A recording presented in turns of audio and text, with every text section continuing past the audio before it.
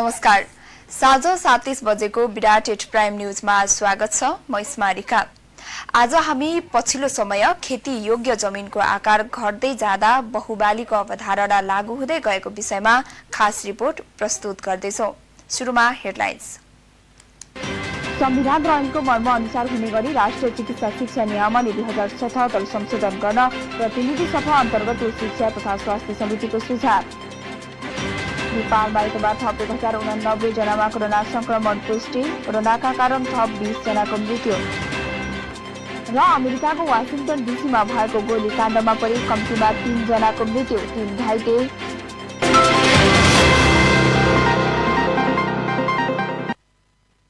अब prime report.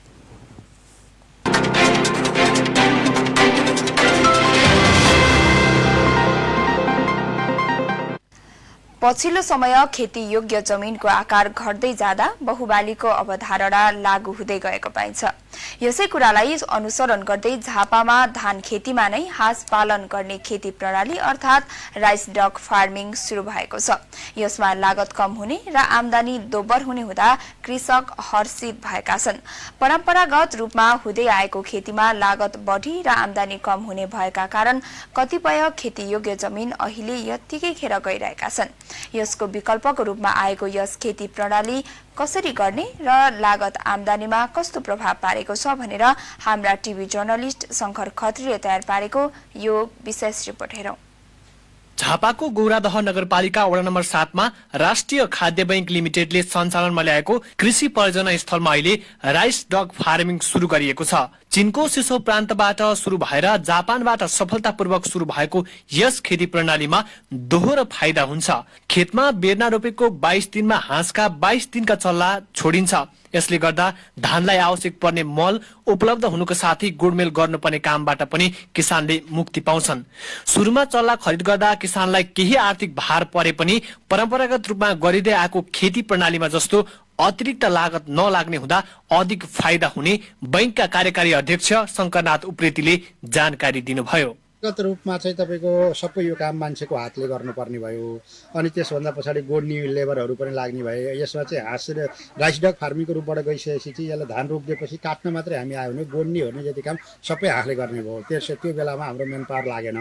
अनि दोस्रो खालको कुरो भनेको चाहिँ जब यो हाँसले चाहिँ लगभग यहाँ 3.5 महिनादेखि 4 महिनासम्म खेल्न पाउँछ, त्यति बेला उसले एउटा हाँसले चाहिँ 1 केजी मल चाहिँ यहाँ दिदोर्छ। 1000 हाँसको 4000 केजी चाहिँ मल हुन्छ। अब 4000 केजी मल भनेको चाहिँ यो बाली चक्र अनुसार चाहिँ यो धान झिकेर या हामीले गहुँ रोप्छौँ, मकै रोप्छौँ, तोरी छर्छौँ, जे गर्दाखेरि पनि त्यो बेलालाई समेत मल पुग्ने हो। जसले गर्दा यहाँको माटो एकदम उर्वरायोग्य मलिलो र चाहिँ त्यो फेरि रासायनिक मलको प्रयोग हुँदैन, प्राङ्गरिक मलको अथवा अर्ग्यानिक खानेकुराहरू हुने भएको हुनाले परम्परागत रूपभन्दा यो अहिलेको यो विधि यो प्रक्रियाबाट यो प्रविधिबाट गरेको खालमा चाहिँ लागतमा सस्तो पर्ने, उत्पादनमा वृद्धि हुने अनि त्यसले गर्दाखेरि चाहिँ तपाईको माटो मलिलो हुने, यस्ता खालका चाहिँ धेरै खालका फाइदाहरू छ। यस प्रणालीबाट खेती गर्दा धान उत्पादन बढ्ने र हाँस बिक्रीबाट पनि आमदानी गर्न सकिन्छ। अहिले यस ठाउँमा धनञ्जय चुडालले यो खेती प्रणालीलाई अवलम्बन गर्नु भएको छ। सुरुमा अन्य किसान हाँसले खेत गोड्छ भन्दा चकित परेको, तर आफूले उदाहरण नै प्रस्तुत गरेकाले सबै विश्वस्त भएको उहाँको भनाइ छ। बैंकले यहाँ 5 बिघाको हाराहारीमा स्थानीय जातका धान लगाएको छ। त्यसमध्ये पहिलो वर्ष परीक्षणको रूपमा 1 हेक्टर धान खेतीमा 1000 हाँस छोडिएको छ। धान बालीलाई मात्रै नभएर अन्य बालीलाई पनि हाँसको मलले काम गर्ने हुँदा चुडाल खुसी देखिनुहुन्छ। अब अहिले यो राष्ट्रिय खाद्य बैंकले जुन हिसाबले यो खेती गरिरहेछ, जसरी अहिले यहाँ गरिरहेछ, अब पहिलाको भन्दा मान्छेमा धेरै उत्साह, धेरै जाँगर हैन आइरहेछ। अहिले वरिपरिको किसानहरूले पनि ल म पनि अर्को साल 2-400 हाँस पालेर यसरी गर्छु है भन्दै दिनमा 3 जना 4 जना किसानहरू चाहिँ आइरहेछन् हेर्नका लागि पनि। र उनीहरू यो खालको परम्परागत यो यसरी गर्ने परम्परागत खेतीलाई छोडेर अब खेतसेत गर्न हेर्न यहाँ महँगो पर्छ, खेतालाहरू मान्छे पाउँदैन। अब यता हाँसबाट चाहिँ उत्पादन पनि हुने, यता यसले खेत पनि गर्ने, दोहोरो आम्दानी हुने भएको हुनाले धेरैजना मान्छे किसानहरू चाहिँ यसमा चाहिँ अब हामी पनि अर्को सालदेखि गर्छौँ भन्नेमा चाहिँ आइरहेछन् आबद्ध भएर। परम्परागत कृषि प्रणालीमा खेतीबालीमा पशुपक्षीलाई छोडे बाली नष्ट गर्ने भन्दै बार बाँध्ने प्रचलन छ। यो प्रणाली धेरै ठाउँका लागि अनौठो भए पनि यहाँ आसपासका किसानलाई यही प्रणालीबाट खेती गर्ने प्रेरणा मिलेको छ। आमदानी दोब्बर हुने र अर्गानिक धान उत्पादन हुने भएपछि आगामी वर्षबाट आफूले यही प्रणाली अनुसरण गर्ने सोही ठाउँका अर्का किसान विष्णु लुइटेलले बताउनु भएको छ। अन्य ठाउँका किसानले पनि यो खेती प्रणाली अवलम्बन गरे प्रशस्त लाभ लिन सकिने उहाँ भन्नुहुन्छ। धान खेती सँगसँगै हाँस पालन कार्यक्रम जुन आएको छ यो अत्यन्त उपयोगी महसुस भएको छ र यसले बेफाइदाका कुराहरू त हामी छरछिमेकमा रहेर अहिले त्यति पाएका छैनौँ र यसबाट चाहिँ कृषि प्रणालीलाई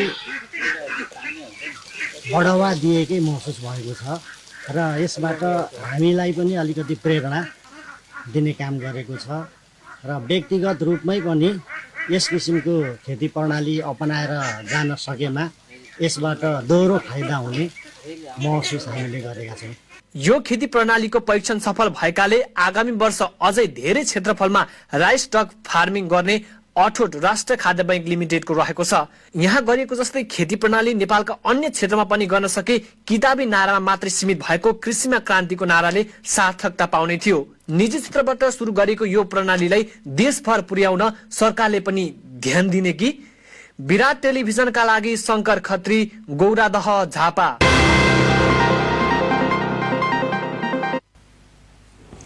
सुरु गरौं अहिलेसम्मका न्यूजहरू। नेकपा एमालेका उपाध्यक्ष डाक्टर भीम रावलले एमसीसी सम्झौता नेपालको हितमा नरहेको बताउनु भएको छ। रिपोर्टर्स क्लब नेपालले आयोजना गरेको साक्षात्कारमा उहाँले एमसीसी सम्झौतालाई संसदमा पेश गरेर पारित गर्ने काम गरिए नेपाललाई उपनिवेशीकरणमा धकेल्ने राष्ट्रघातीको कर्म हुने टिप्पणी गर्नुभयो। नेपाली जनताका प्रतिनिधिहरू अब छिट्टै नै बस्ने संसदमा नेपाल सरकार र एमसीसी सम्झौता के गर्छौ भनेर हेरिरहेको उहाँले बताउनुभयो। रावलले नेपालले 13 अर्ब लगानी गर्ने भनिएको उल्लेख गर्दै उक्त कार्यक्रम लागू भएन भने नेपालले लगानी गर्ने रकम फिर्ता हुन्छ कि हुँदैन भन्ने सम्झौतामा केही नलेखिएको पनि जिकिर गर्नुभयो। भारत, चीन लगायतका देशसँग पनि नेपालले विभिन्न सम्झौता गरेको भन्दै ती सम्झौताहरू संसदमा नपठाइएको रावलको भनाइ छ। सुरक्षा रणनीति त्यो पनि हिन्द प्रशान्त रणनीतिको अंग भनेर भन्छ अनि त्यो होइन भन्ने नेपालका मानिसहरू कसका दलाल? त्यो देशभक्त नेपालीहरूको प्रश्न हो। ती व्यक्तिहरूले त्यसको जवाब दिनुपर्छ। यसको जम्मा जम्मी रकम 55 अर्ब भनेको छ। नेपालले 13 करोड डलर अहिलेको विनिमय दरमा 13 अर्ब भन्दा पर्दा त्यहाँ दिन्छ। त्यो रकमलाई के भनेको छ? अनुदान। केही समय अगाडि नेपाल स्थित अमेरिकी राजदूतले एउटा टेलिभिजन अन्तर्वार्तामा भन्नुभयो हाम्रो त्यो अनुदान होइन, लगानी हो। अब नेपालका एमसीसी प्रति आँखा चिन्ने र डलरको खेती गर्नेहरूले भन्लान् कहाँ यो त अनुदान हो नि। अनि अमेरिकी राजदूतले भनेको ठिक कि ती यो सम्झौता कार्यान्वयन गरेपछि नेपाल झिलिमिली हुन्छ भनेर भ्रमको खेती गर्नेहरूले भनेको थियो। राजनीति बिग्रियो भनेर राजनीतिक दलको केन्द्रीय कार्य समिति र संसदमा दुवै ठाउँमा 40% नभए पार्टी फुटाउन पाउँदैन भनेर यिनै नेताहरूले हस्ताक्षर गर्नुभएको थियो। आज यी नेताहरूको त्यो दृष्टिकोणमा के भयो? उहाँहरू स्खलित हुनुभयो कि त्यो दृष्टिकोणमा कतै भङ्ग पर्यो कि के भयो? आज 20% त्यो पनि केन्द्रीय समिति र संसदमा दुवै ठाउँमा नचाहिने जहाँ भए पनि हुने, जति बेला पार्टी फुटाए पनि हुने। अझ हुँदा हुँदा कतिसम्म मैले सुने भने समाचारमा यो दुईटा पार्टीलाई फुटाइसकेपछि अब यो अध्यादेश निष्क्रिय हुने। अनि यो सरकारले यस्तो खालको काम। रावलले नेकपा एमालेको पार्टी एकताको लागि आफूहरूले गम्भीर पहल गरेको पनि स्मरण गराउनुभयो। उहाँले एमालेलाई बलियो बनाउन 10 बुँदे सहमतिको सफल कार्यान्वयन गर्नुपर्ने धारणा राख्नुभयो। प्रतिनिधि सभा अन्तर्गतको शिक्षा तथा स्वास्थ्य समितिले संविधान र ऐनको मर्म अनुसार हुने गरी राष्ट्रिय चिकित्सा शिक्षा नियमावली 2077 संशोधन गर्न सुझाव दिएको छ। सिंहदरबारमा आइतबार बसेको समिति बैठकले गरीब, विपन्न र जेहेन्दार विद्यार्थीलाई छात्रवृत्ति दिने गरी नियमावली संशोधन गर्न सरकारलाई सुझाव दिएको हो। नियमावलीमा सामुदायिक बाहेकका विद्यालयका विद्यार्थीहरूलाई पनि दिन सकिने गरी व्यवस्था गरिनु राष्ट्रिय चिकित्सा शिक्षा ऐन 2075 अनुसारको मर्म र आशय विपरीत भएकाले संशोधन हुनुपर्ने सुझाव रहेको समिति सभापति जयपुरी खर्तीले बताउनुभयो। बैठकमा चिकित्सा शिक्षा आयोगका कार्यकारी उपाध्यक्ष डाक्टर श्रीकृष्ण गिरीले निर्देशिकाका कतिपय व्यवस्था आयोगको सुझाव बिना सरकारबाट ल्याइएकाले आगामी दिनमा थप व्यवस्थित गरिने बताउनुभयो। उहाँले कक्षा 12 को परीक्षा सकिएपछि यस वर्षको आयोगको विभिन्न परीक्षाको तालिका सार्वजनिक गरिने जिकिर गर्नुभयो।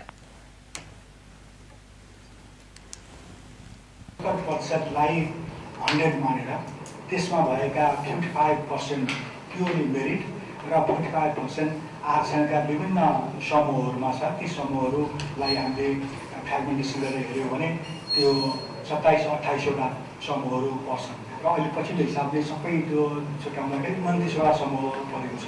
त्यो 29वटा विभिन्न समूहको लागि छात्रवृत्तिको आरक्षणको विभिन्न प्रतिशत अनुसारको यो चाहिँ छनौट छ र त्यसमा अहिले माननीय सभासद राखेअनुसारको कुरामा छात्रवृत्तिको आरक्षणतिरको छात्रवृत्तिमा अध्ययनको हिसाबले सार्वजनिक शिक्षण संस्थामा अध्ययन गरेकाहरूले प्रायोरिटी पाउँछन्।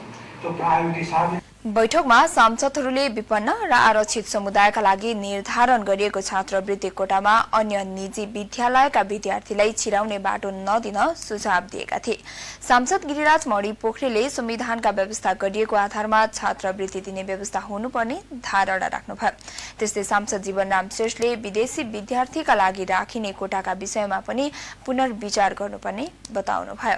अनुरूपको छात्रवृत्ति वितरण गर्न पाउनुपर्छ भन्ने कुरा मिल्दैन।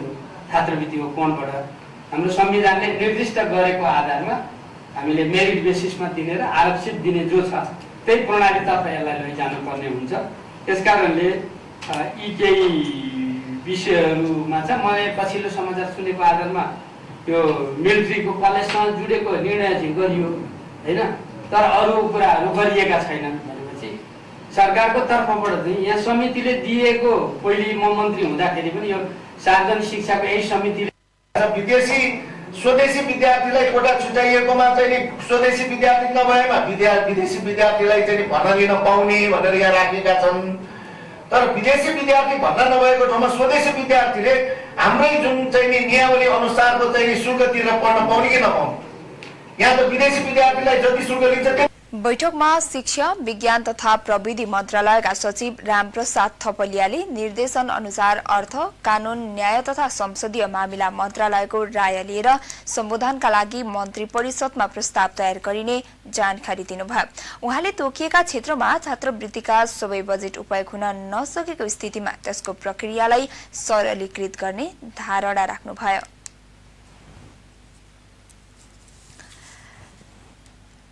निजामती सेवा ऐन जतिसक्दो छिटो ल्याएर निजामती प्रशासनलाई थप व्यवस्थित र चुस्त बनाउनु पर्ने भन्दै स्वतन्त्र निजामती कर्मचारी अभियान संघर्ष समितिले प्रदर्शन गरेको छ। निजामती सेवा ऐन खै भन्दै संघर्ष समितिले अभियानका रूपमा काठमाडौँको माइती घरमा प्रदर्शन गरेको हो। यसअघि समायोजन ऐन ल्याएर आफूहरूलाई विभिन्न स्थानमा पठाएको र अन्यलमा पठाएको भन्दै समायोजन ऐन सच्याएर निजामती सेवा ऐन ल्याउनु पर्ने उनीहरूको माग छ। कर्मचारी अभियान संघर्ष समितिका संयोजक पशुपति पोखरेलले निजामती कर्मचारीको समस्या समाधानका लागि ध्यान आकर्षण गराउन अभियान चलाएको बताउनुभयो। उहाँले निजामती सेवा ऐन जतिसक्दो छिटो ल्याउनु पर्ने आफूहरूको माग रहेको जानकारी दिनुभयो। हामी संघीय निजामती सेवा ऐन किन सरकारले दिन सकेको छैन? 4 वर्षसम्म हामीलाई समायोजन ऐन ल्याएर विभिन्न ठाउँमा चाहिँ घोक्राएर पठाएर तर समायोजन ऐन नल्याएर चाहिँ अन्यलको स्थितिमा राखेको छ। त्यही समायोजन यो ऐन जुन समायोजन ऐन विभेदकारी छ यसलाई चाहिँ सच्याउनुपर्छ भनेर हामीले आन्दोलनको रूपमा भन्दा पनि अभियानको रूपमा चाहिँ सञ्चालन गरेका छौँ र हामीलाई जुन किसिमले हिजो यहाँ अदालतबाट चाहिँ समायोजनका केही साथीहरूले अथवा केही कर्मचारीहरूले मुद्दा हालिसकेपछि चाहिँ उहाँहरू सङ्घमा फर्किनु भएको छ र लोकसेवा आयोगले यसअघि शनिबार नै नेपाल निजामती कर्मचारी युनियनको स्थापना दिवसको कार्यक्रममा प्रधानमन्त्री शेरबहादुर देउवाले संघीय निजामती सेवा ऐन जति सक्दो छिटो ल्याउने तयार गरिने जानकारी दिनुभयो। उहाँले तोकिएका क्षेत्रमा छात्रवृत्तिका सबै बजेट उपयोग हुन नसकेको स्थितिमा त्यसको प्रक्रियालाई सरलीकृत गर्ने धारणा राख्नुभयो। हिन्दू राष्ट्रसहित राजसंस्था पुनर्स्थापनाको माग गर्दै विभिन्न राजावादी संस्थाहरूले मोर्चा बनाएका छन्। हिन्दू राष्ट्रसहित राजसंस्था पुनर्स्थापनाका लागि एकीकृत भएर आन्दोलन गर्ने भन्दै उनीहरूले आइतबार काठमाडौँमा संयुक्त जनआन्दोलन मोर्चा बनाएको घोषणा गरेका हुन्। राष्ट्रवादी शक्तिहरूको संयुक्त मोर्चा बनाएर राष्ट्रवादी अभियान सञ्चालन गर्ने उनीहरूले बताएका छन्। अहिले राष्ट्रहित, शान्ति, समुन्नति, राष्ट्रिय एकता, अखण्डताका आधारहरू क्रमशः कमजोर बन्दै गएकाले मोर्चा बनाउनु परेको कार्यक्रममा सहभागीहरूले बताएका थिए। त्यस्तै उनीहरूले एमसीसी नेपालको सुशासन विपरीत रहेको आरोप लगाएका छन्। उनीहरूले विभिन्न 22 बुँदे प्रतिबद्धता पत्र पनि सार्वजनिक गरेका छन्, जसमा धर्म परिवर्तनलाई कठोरताका साथ निषेध गर्ने, नैतिक शिक्षा, गुरुकुल संस्कृति, विश्वविद्यालय स्थापना गर्ने, स्वदेशमा नै रोजगारीका अवसरहरू सिर्जना गर्ने लगायतका छन्। अब भने छोटो व्यापारिक विश्राम।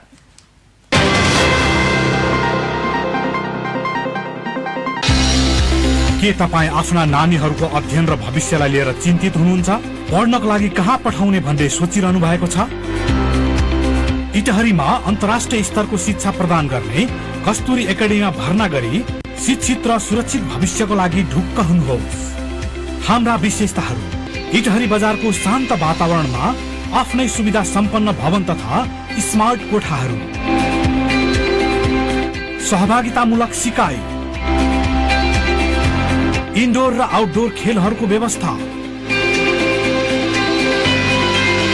विद्यार्थीको शैक्षिक लगायत समग्र व्यक्तित्व विकासमा ध्यान दिइने गीत, संगीत, विज्ञान, खेलकुदका कक्षाहरू, लाइब्रेरी, ल्याब, स्कुल बस लगायत सबै आवश्यक पूर्वाधारहरू र सुविधाहरू भएको कस्तुरी एकाडेमी, इटहरी 9 सुनसरी।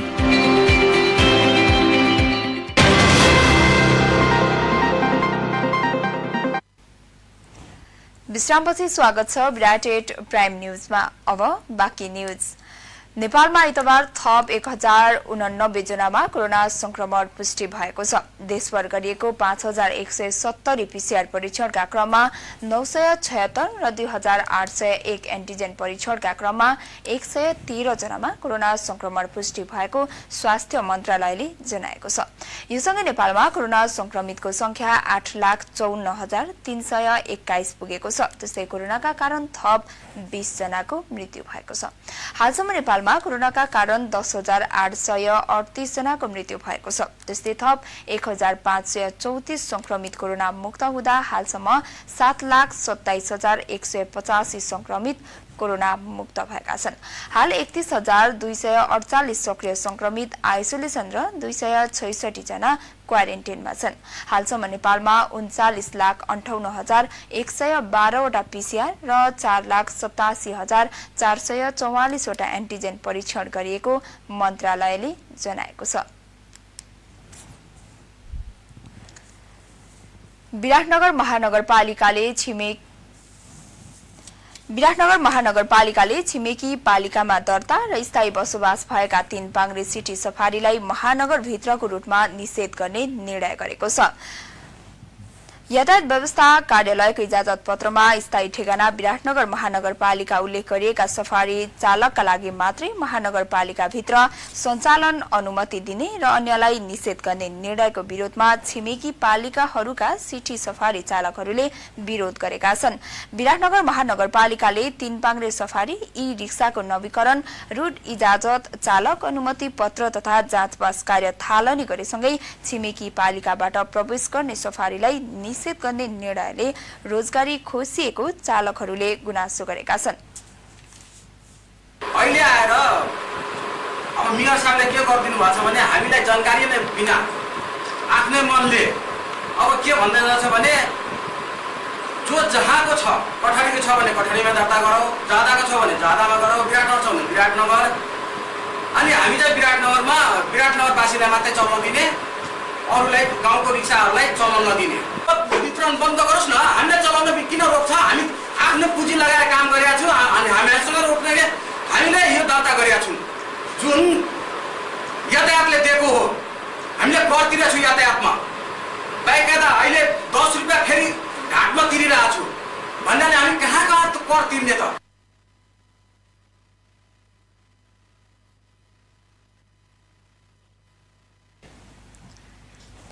महानगरपालिकाले यातायात व्यवस्था कार्यालयको इजाजत पत्र र स्थायी बसोबासको आधार मानेर रूट पर्मिट तय गर्ने निर्णय गरेपछि छिमेकी पालिकाहरू कटहरी, जहदा, बुढीगंगा गाउँपालिकामा बसोबास गरी सिटी सफारी सञ्चालन गर्दै आएका चालकहरूले मार्का परेको गुनासो गर्दै पत्रकार सम्मेलन गरेर विरोध गरेका छन्। यता विराटनगर महानगरपालिकाले भने महानगर क्षेत्रभित्र पालिकाहरूबाट सिटी सफारी आएर भेट लाग्ने जथाभावी सवारी सञ्चालन गर्दा दुर्घटना हुने भएकाले नियममा बाँध्नको लागि सफारी चालक पत्र वितरण गरिएको जनाएको छ।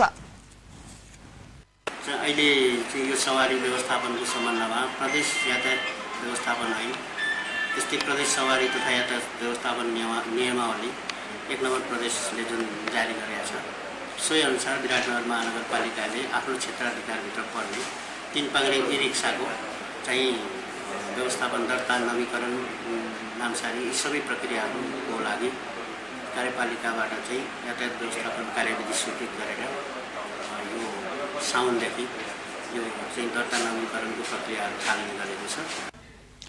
महानगरपालिका भित्र मात्र 10,000 सिटी सफारी रहेको र कसैको पनि सवारी चालक पत्र नभएको जनाएको छ। छिमेकी पालिकाबाट पनि 10,000 को संख्यामा सिटी सफारी आउँदा विराटनगर बजारमा धेरै भीड़ बढेको छ। प्रदेश 1ले जारी गरेको प्रदेश सवारी तथा यातायात व्यवस्थापन नियमावली अनुसार साउन महिनादेखि प्रक्रिया सुरु गरिएको र रूट इजाजत सहित सवारी इजाजत पत्र वितरण सुरु गरिएको उपमहानगरले जनाएको छ। अब आर्थिक न्यूज।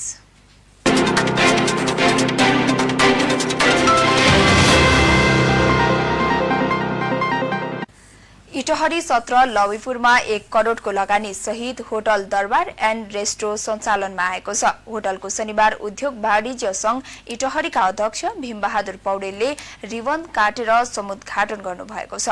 भाटभटिनी सुपर मार्केटकै 100 मिटर पश्चिममा होटल सञ्चालनमा आएको हो। आन्तरिक पर्यटकहरूलाई नेपाली खानाको स्वाद चखाउन तथा चिकनका पारखीहरूलाई मध्यनजर गर्दै होटल सञ्चालनमा ल्याइएको जनाएको छ। होटलमा नेपाली परिकारका मौलिक खानासँगै तन्दुरीका आइटमहरू राखिएको छ। उद्घाटन कार्यक्रमका प्रमुख उद्योग वाणिज्य संघ इटहरीका अध्यक्ष भीम पौडेलले इटहरीमा आन्तरिक पर्यटकहरूलाई सेवा प्रदान गर्न खोलिएका होटलहरूकै कारण शहरको शान बढेर गएको बताउनुभयो। उहाँले कोरोना कहरका बीच होटलहरू धरायासी बनिरहेको अवस्थामा चुनौती मोल्दै करोडौं लगानी गरी होटल सञ्चालन गर्नु शहरको लागि पनि गौरवको विषय रहेको बताउनुभयो। कार्यक्रममा होटल तथा लज व्यवसायी समिति इटहरीका अध्यक्ष उमेश दाहाल, होटल व्यवसायी महासंघ प्रदेश नम्बर 1 का उपाध्यक्ष गोविन्द थापा लगायतले शुभकामना मन्तव्य राख्नु भएको थियो। आईएमई ग्रुप अन्तर्गत सञ्चालित अशोक ल्यान्डले सर्भिस क्याम्प आयोजना गरेको छ। आउँदै गरेको विभिन्न पर्वलाई लक्षित गर्दै आइतबारबाट देशैभर सर्भिस क्याम्प सुरु गरेको हो भने इटहरीमा पनि सर्भिस क्याम्पको आयोजना गरिएको छ। 5 दिनसम्म चल्ने उक्त सर्भिस क्याम्पमा विभिन्न शीर्षकमा विशेष छुटको व्यवस्था गरिएको अशोक ल्यान्ड इटहरीका प्रमुख प्रमोद घिमिरेले जानकारी दिनुभयो। उहाँका अनुसार सर्भिस क्याम्पभित्र गाडीको सामान खरिद गर्दा 8%, लेबर चार्जमा 30%, मोबिलमा 15% र गाडीको सर्भिसिङ चार्ज निशुल्क गरिएको छ। अब खेलकुद न्यूज।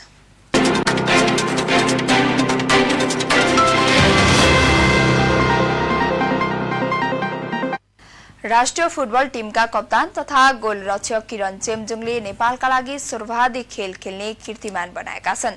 भारत विरुद्धको दोस्रो मैत्रीपूर्ण अन्तर्राष्ट्रिय खेलसँगै किरणले यो उपलब्धि हात पारेका हुन्। किरण सुरुवाती 11 मा परेका छन्। किरणको यो नेपालका लागि 74औं खेल हो। किरणले पूर्व कप्तान विराज महर्जनको कीर्तिमान भंग गरेका हुन्।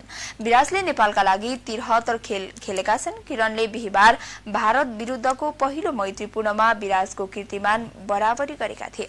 विराजले नेपालको लागि सर्वाधिक खेल खेल्ने उपलब्धि 3 नेशन्स कप फाइनलका क्रममा प्राप्त गरेका थिए। विराजले सन्यास लिइसकेका छन्। सन् 2008 मे 24 मा किरणले नेपालका लागि डेब्यू गरेका थिए। एएफसी च्यालेन्ज कप छनौटको मकाउ विरुद्ध कम्बोडिया विरुद्धको खेलमा उनी पहिलो पल्ट नेपालका लागि उत्रिएका थिए। उनले जर्मन प्रशिक्षक थोमस भ्लातले डेब्यूको अवसर दिएका हुन्। किरण र विराजपछि रोहित चन्द र पूर्व कप्तान राजु काजी साक्य नेपालका लागि सर्वाधिक खेल खेल्ने खेलाडी हुन्। रोहितले नेपालका लागि 69 पल्ट खेलिसकेका छन्। साक्यले 68 क्याप जितेका छन्। राष्ट्रिय टिमका सदस्य रहेका रोहित भने व्यावसायिक फुटबल खेल्ने क्रममा इन्डोनेसियामा छन्। अब अन्तर्राष्ट्रिय न्यूज।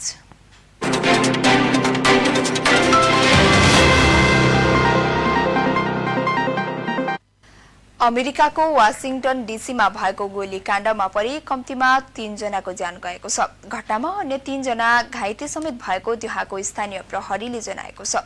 लङफेलो स्ट्रिटको 600 ब्लक उत्तर पश्चिममा स्थानीय समय अनुसार शनिबार बेलुका 7:30 बजेतिर गोली चलेको अमेरिकी प्रहरीले पुष्टि गरेको हो। घटनाका बारे प्रहरीले ट्विटर मार्फत विज्ञप्ति समेत जारी गरेको छ। हवस् त साँझ 7:30 बजेको विराट हिट प्राइम न्यूज अहिलेलाई यति नै। भोलि बिहान 8:30 बजेको विराट हिट मर्निङ न्यूज लिएर उपस्थित हुने नै छौं। तबसम्म मलाई पनि बिदा दिनुहोस्। नमस्कार, शुभरात्रि।